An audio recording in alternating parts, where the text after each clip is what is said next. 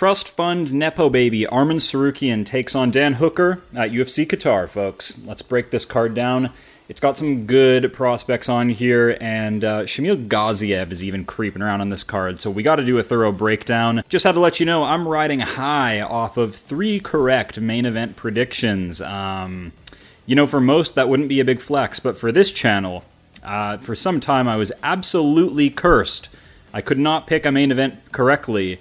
We have seemingly broken the spell. So I'm riding high. Hope you guys are riding high too. It's hard to, after UFC 322, seeing how Islam Makhachev and Valentina Shevchenko pissed all over our dollar, ruined everything. As for the rest of the card, it was great. Go check out my recap. This week, Arman Tsarukyan should pick up a clean, tidy win over Dan Hooker, who, look, is very, very fun, very crafty. I love his personality, how he behaves outside the cage. He is better for the sport. We've been over this. However, we've seen Arman Tsarukyan deal with taller opponents before in Yoel Alvarez, who I do think is on the same skill level as a Dan Hooker. 12 losses, I mean, wow. Just atrocious from Dan. Hooker's always been a very tricky guy to deal with, sort of like debuted in the wrong weight class, 145, just pure Skeletor vibes. But he's dangerous at 155, he can collect a knockout, but what we see with Dan Hooker is piss-poor takedown defense, and he's so long and lanky and has phenomenal striking gifts. He still is a punch magnet. He gets pulled into brawls a bit too much, and Arman Tsarukyan, yes, is a pretty boy who probably can't brawl to save his life, but he is very, very good in many areas, and he's not a guy you want to brawl with, because Arman has been working on his punch power. I know his Beneil Dariush knockout is sort of coming into question now, seeing as Benoit Saint Denis blew air at Dariush and knocked him out just last weekend. So, yeah, this one will be interesting. Arman, I think the takedowns will come easy, and his ground and pound is like no one else's. Very, very devastating. He basically cut Yoel Alvarez's nose in half with an elbow. So I think Dan is going to get completely plastered in this one. It sucks to say, because he is fun outside the cage with his backyard Samoan brawls, and seeing a Dan Hooker title fight would be cinema, but I think Arman Tsarukyan's just written into the script a bit more here. Crazy physical, crazy physique, and look, son of a millionaire, son of a multi-millionaire. His camps, his supplements, his training is all like Batman shit. So it is an unfair advantage. We've seen that being rich is the best base for MMA, so I think Dan Hooker's getting done in here pretty bad. He's got scar tissue. He's been through wars before. I just can't trust it here. Sorry, guys, we're going Arman Tsarukyan. He's on a bit of a better title trajectory, I'd say. I can really just visualize him in the cage with Ilia Topuria defending the belt against maybe like even a Oliveira rematch. That's Cope. But yeah, Arman Tsarukyan, he is title ready. Dan Hooker only really here because he's been sort of squeaking through these decisions. Split decision win over Gamrot that we highly analyzed. It's anyone's fight. And the Jalen Turner one he got away with. Jalen Turner is a bit of a flukester, a choke artist. And Dan Hooker got the decision there, but took, like in all these fights, he's taking incredible damage. I can't see you get your face ripped apart by Mateusz Gamrot, a pillow puncher, and then see you succeed against Arman Tsarukyan. I just don't see it. We got to go Arman, folks. Even more welterweight action coming your way. We are spoiled. These 2 weeks put together are going to completely shift around the welterweight division. Out with the old, in with the new. I believe Belal Muhammad is going to get dusted up by Ian Garry here, and also start sliding down the rankings alongside Leon Edwards and Sean Brady.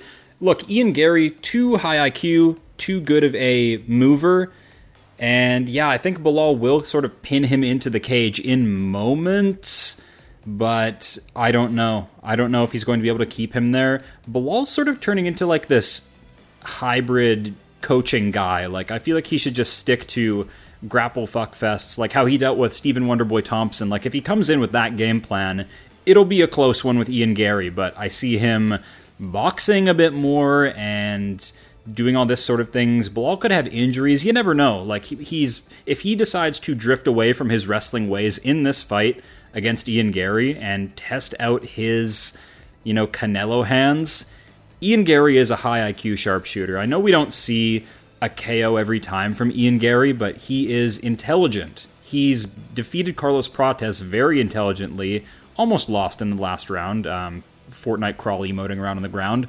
However, that is still insanely impressive. We see the momentum that Carlos Prates is on, so incredible win from Ian Garry. I know he dropped the Shavkat fight, wasn't able to finish Shavkat, and was sort of slimed out.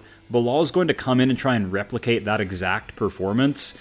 I think Ian Garry's going to be ready for it.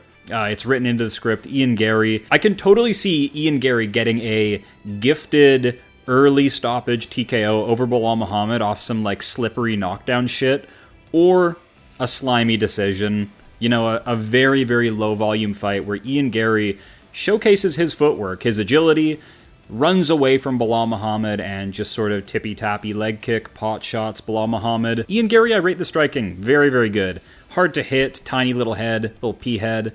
Belal Muhammad, the exact opposite. Giant cranium, just marches forward, thinking he's evasive, thinking he's some slick boxer out there. He's not. He's going to lose this one, probably slide down the rankings, and just decide to become a coach, because he's starting to coach a bunch of guys. I don't like it. Ian Garry seems to me like he's way more focused on rising back to the top. Belal just trying to grab some aura on the way out. That's how I see this one going down. No time. Volkan Oezdemir versus Alonzo MENIFIELD. I like MENIFIELD. My take on MENIFIELD is he came into the UFC very, very green.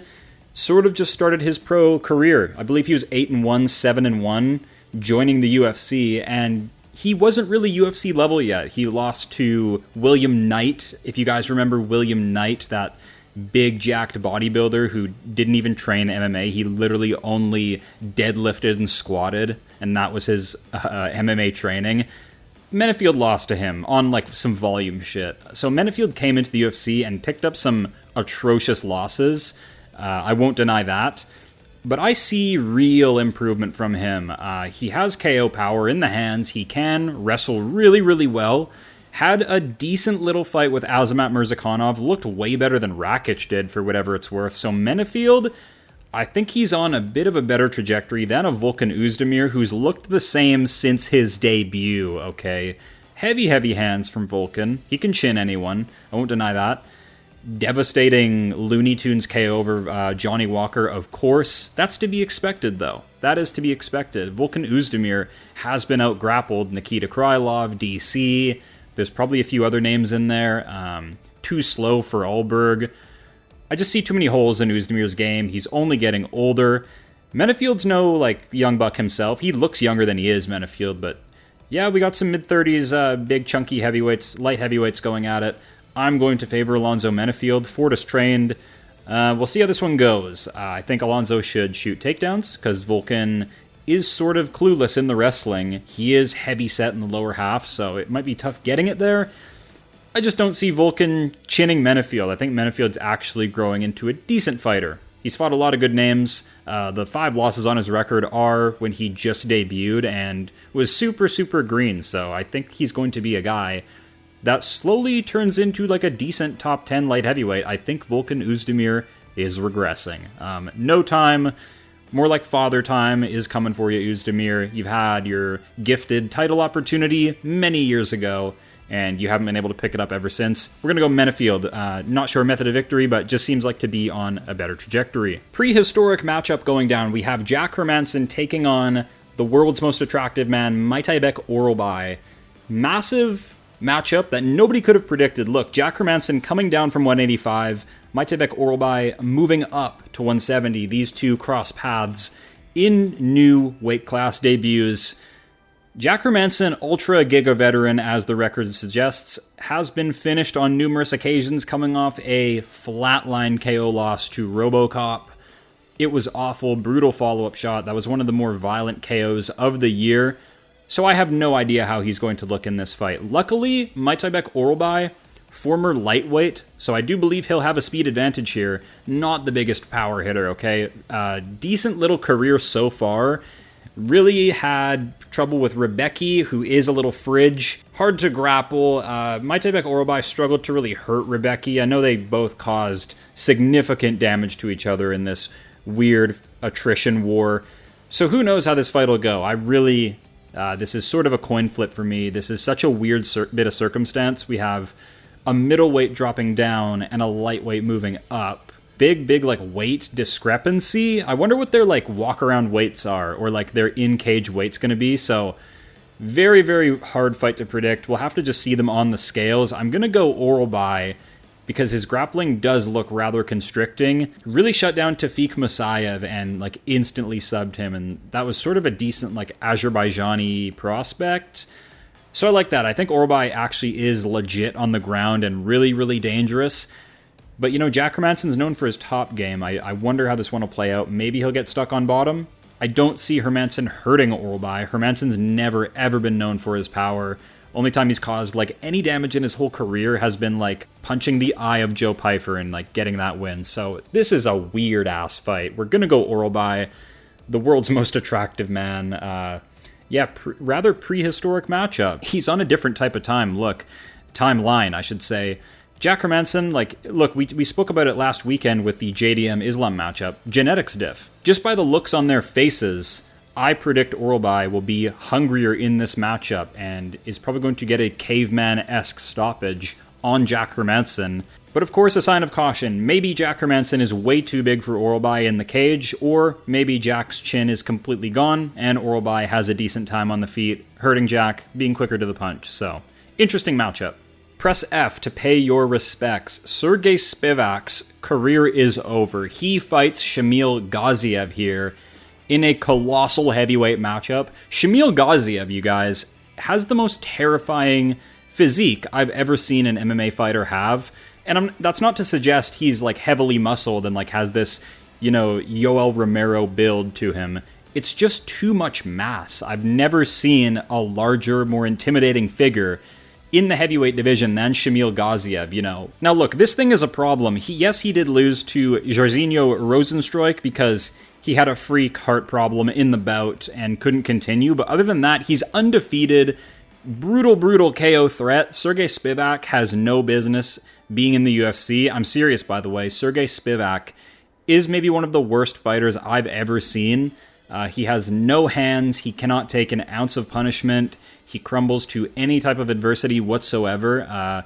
He sort of saved his career, saved his job with a fluke sub win over Derek Lewis, grappling him there, getting the win there. That will not be happening here at all. He's going to get absorbed into Shamil Gaziev's girth. It's going to be over real quick. I predict a first-round finish from Gaziev. You may want to avert your eyes. It's going to get explicit in this matchup. So, you've been warned. Shamil Gaziev coming for that title. Expect many more fights like this to come. Just complete live executions. Me, along with all you watching at home, we're going to have to avert our eyes for this one. It's going to get messy. Shamil Gaziev is on a different type of time.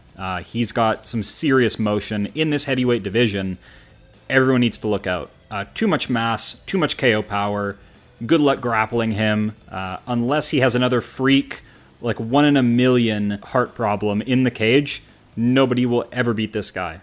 He's the one Tom Aspinall is hiding from, actually ducking.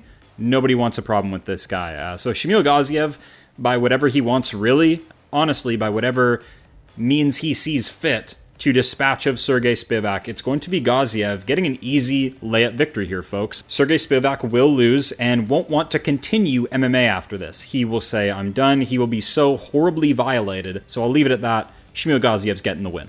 Very important matchup here for the flyweight division. Tagir Ulanbekov, the beanpole of Team Khabib, going against Kyoji Horiguchi. 34-5 record. Wow, very impressive. Now, is Horiguchi still in his prime after going through Bellator, Ryzen, a bunch of different promotions? Probably not, but is he proven elite? Yes, he is. I seriously don't know why he's an underdog here. It's really interesting. Tagir Ulanbekov, yes, has a nice clean record and is young, probably closer to prime, but has losses. Has a loss to Tim Elliott, a close win, to Azat Maxim, who just lost to Mitch Raposo, which we predicted. I just don't see it. I don't see a path for Tagir Ulanbekov here. Like, you're telling me submission over Horiguchi? I mean, Patchy Mix tried it. Look, Patchy Mix has a win over Horiguchi, which is a little, frightening, in all honesty, but didn't get submitted, okay? Submitted Manel Cap, KO'd Kai Asakura. Like, all of Horiguchi's wins are just hidden in these regional promotions, but he has good wins, good finishes. Round 1, one-punch KO over Ian McCall, who Demetrius Johnson couldn't get a finish against. Went 5 full rounds with Demetrius Johnson, a prime Demetrius Johnson, got submitted by armbar in the final second. So he can go 5 rounds with Demetrius Johnson. He can finish Manel Cap, Kaya Sakura, and you're telling me he's a big underdog against Tagir Ulanbekov? I don't buy it, folks. I don't buy it. Tagir Ulanbekov is just capable of having a close fight with anyone. Even a regional bum, Tagir Ulanbekov will find a way to make it close.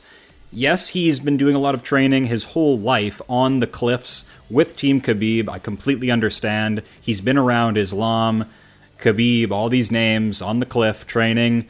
But he is the beanpole. He is a little runt compared to those guys. They're up in heavier weight classes. Here Tagir is trying to make that Dagestani style, try to work at flyweight. I mean, so far so good. Yes, he's submitted guys like Cody Durden, has decisions over Nascimento. I guess that's pretty impressive, but come on, man. Horiguchi, really? Maybe he's just completely done and checked out, but hey, this is his UFC debut. It's the only promotion that he hasn't been to yet. 34 professional wins in all these other promotions. I think he can come in and beat Tagir Ulanbekov. It's not exactly a step up. He's been fighting elite names his whole fucking career. Patchy Mix, Manel Cap, Kaya Sakura, Demetrius, like you name it. You name it.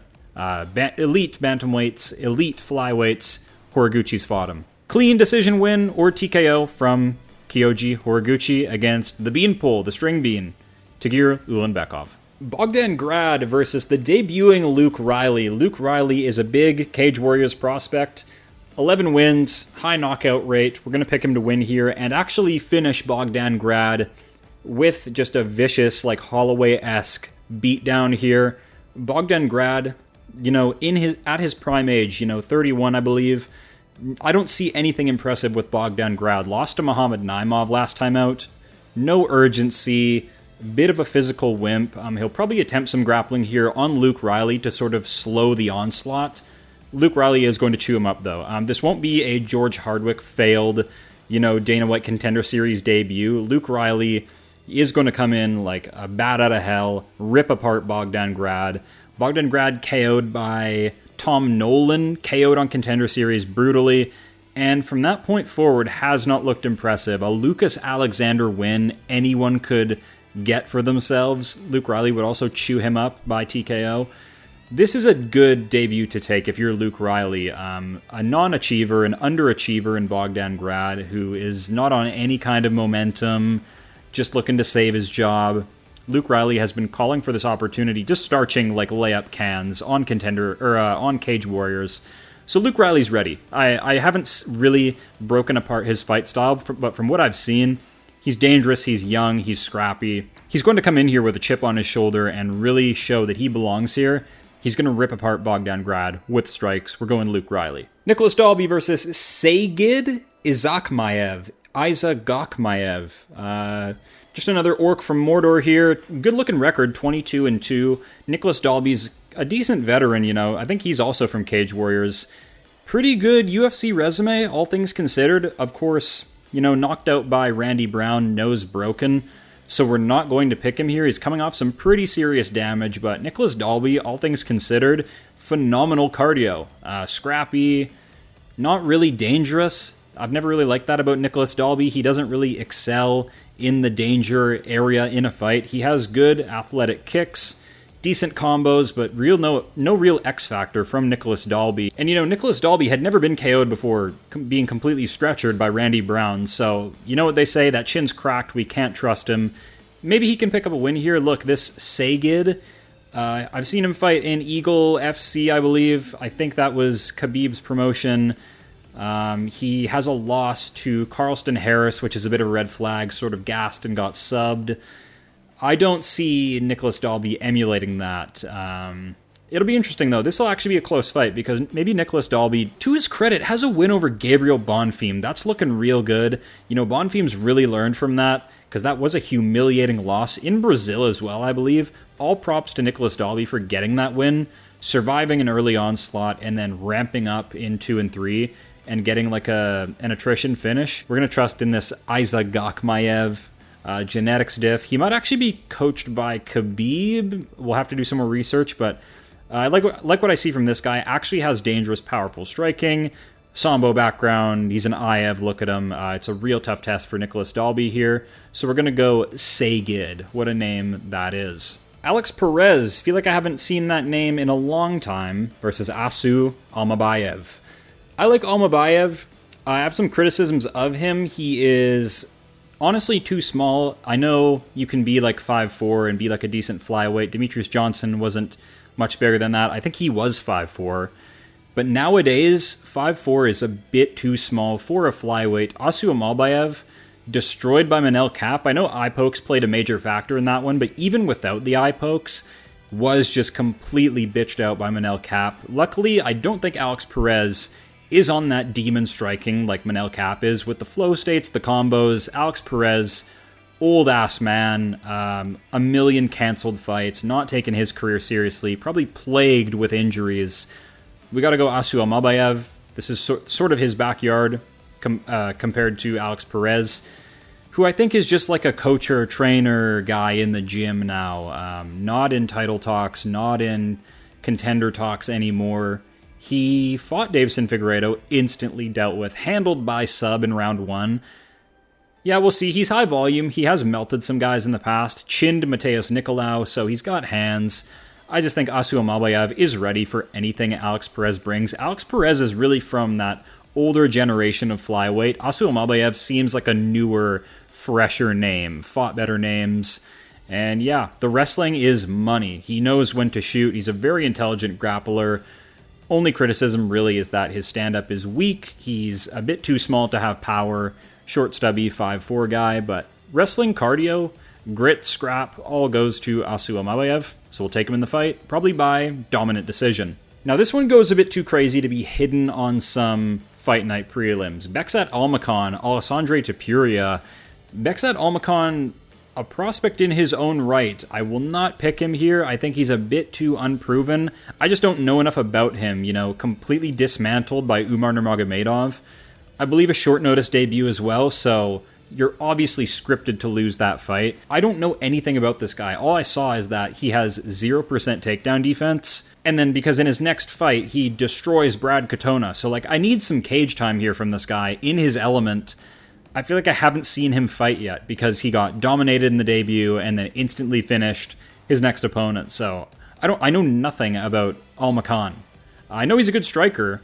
He has plenty of KO victories on this regional scene that I know nothing about, hidden away. It's like fake lore. We need to see him get some actual cage time in the UFC before I have any kind of confidence with him. Alessandre Topuria, on the other hand, I just have a better feeling about. Just because I know he was alongside Ilia Topuria for all their training in their youth through their 20s, and he sort of took a back seat for whatever reason. I guess he wanted to coach Ilia and not be a fighter on the rise with him, but he's doing it now. Possible red flag. It's interesting.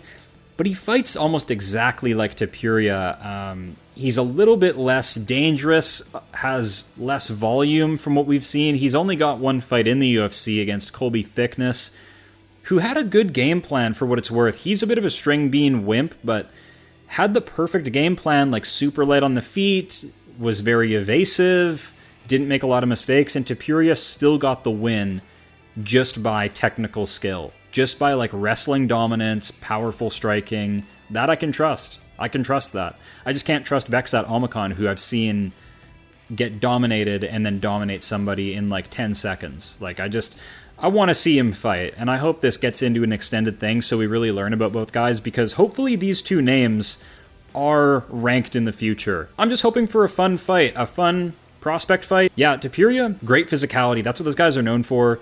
Dense-ass motherfuckers. Big KO power. He looks just like his brother out there. Had a great win by decision, much like Ilia Topuria came in and got his decision over Youssef Zalal. Topuria is better than an ALMAKHAN, and we'll see how this one goes. Maybe he gets a finish. I will maybe even suggest a KO or sub from Alessandre Topuria. I think his training and his talent and skill is way more than like a 6-1 suggests. He looks way better than just a 6-1 MMA fighter. So we're going to bank on it. Little unproven because, yeah, only 6 professional wins, but he's Topuria's brother. We just got to go with it, okay? Ismail Naurdiev, Ryan Loder, kind of a nothing middleweight fight. Ismail Naurdiev, this is his second run in the UFC, so I think he should look a bit better than his first stint. I know he ran into Sean Brady, got just completely bitched with wrestling. Hopefully he's made adjustments and that doesn't happen again against Ryan Loder, who is an auraless old man who brings nothing to the sport but wrestling. KO'd by ALMABAYEV last time out. Not the greatest look, but yeah, Ryan Loder, striking looks underdeveloped, just a kind of a bit of a wrestling unk. Ismail Naurdiev, crazy experience, good striker, good power, better resume. We'll go with him. It's risky, but it's a second run in the UFC. I like taking guys in their second run. We'll see how this goes, though, for Ismail Naurdiev. I just don't rate Ryan Loder at all. He's an old, auraless unk. The return of the Tajik Eagle. Khabib lookalike Nurullo Aliev versus Shamrock. I don't think that's his real name, but we'll ride with it. Shamrock. Looks dirty. He looks like a dirty guy. Bit of a grappling prospect here. Both sort of grappling prospects. I mean, look at Nurullo Aliev. They all look the same, I swear to God. 10-0. Crazy inactivity, though. He beat Rafael Alves, who is a very underrated lightweight. Bit his ear or something in that fight. Point deduction, should have been cut and banned from the entire sport, in all honesty. Here he is, like 2 years later, undefeated record, could show up looking like anything, because we haven't seen him fight in ages. But he fights similar to like Khabib, I guess. I mean, look at him. What can I say? Shamrock, I see on like social media, like he's a big social media guy, dropping comments everywhere, kind of a red flag. I guess he's doing some promotion. He called out Anshul Jabli like crazy. Like, this guy put out a hit on Anshul Jabli. Like, dude, you realize he's been cut. He can't win fights. He's gone out of the UFC. Indian MMA is... it is what it is. It's kind of poopy, but I don't think he'll pass the test. I think he'll get wins after this. Shamrock, not right now, though. He was calling for Anshul Jabli, guys, and he's getting a Khabib lookalike. It's not going to go well for him. We're going to fade him in this spot. He'll probably go on to do great things after this, though, but we're going to go Aliev, probably by a boring Sambo fuckfest decision. And our prelim opener, Marek Bujlo, Denzel Freeman, heavyweight plodsters, slimy, unathletic men. We're going to go Denzel Freeman. He trains at a decent gym in Colorado. I think Bujlo is a grappling merchant. He's going to gas out here if Freeman pushes a pace or gets... maybe he'll just get the knockout. We'll see, but I think in a prolonged fight here, Denzel Freeman will pick up a decent, clean victory. He's got KO power and comes from a good gym at high elevation. I will be trusting it. Look, like, yes, he's undefeated, Marek Bujlo. This guy's an NPC, man. Complete, total, no-name brand, Marcin Tybura lookalike. It's going to be a Denzel Freeman win. Actually has decent hands. Bujlo is like a weird grappling merchant that I've seen a little bit about. Not going to go well for him at all. Denzel Freeman is going under the radar here. He comes from a good gym from Colorado. So we're going to put trust in that. He's going to kick this card off with a nasty KO over this grappler who has no ability to do anything in the stand-up. And that is UFC Qatar. It is a good card with some pretty pivotal matchups like Arman Tsarukyan, Dan Hooker, Ian Garry, Belal Muhammad. Gaziev's making an appearance. Get hyped for that. Yeah, it'd be a good one, man. Luke Riley's on it. Like, even farther down the prelims, yes, there's some who's on here, but there's some decent names as well. Like, we know MENIFIELD, we know Jack Hermansson, we know ALMABAYEV, Topuria's brother, who has some serious aura, even though he just got here. So it'll be a good card. Good name value for a little fight night. We'll see how the crowd energy is. Qatar, we'll see how it goes. I want hype crowds always. Sometimes when they go to Abu Dhabi, it is crickets, and it drives me fucking crazy. I know they mean no disrespect, but come on. Take those things off, throw them into the air, and become a barbarian. Let us hear some energy from you guys. But, you know, is what it is. Different kind of culture over there. I get it. I predict Arman Tsarukyan domination. I feel like we've broken it down in depth, pretty in depth. I've given Dan Hooker his path to victory, his keys to victory. I don't know, it just seems like Arman Tsarukyan is on a different kind of momentum. Batman training camps, multi-millionaire type shit. In all seriousness, he's devastating. Probably going to take Dan Hooker down and just rip him apart with nasty ground and pound, or even like pull off a sub. We'll see. It's 5 rounds. Maybe Hooker can extend it, make it interesting. But that is UFC Qatar. As always, thank you guys for watching. I will see you next time.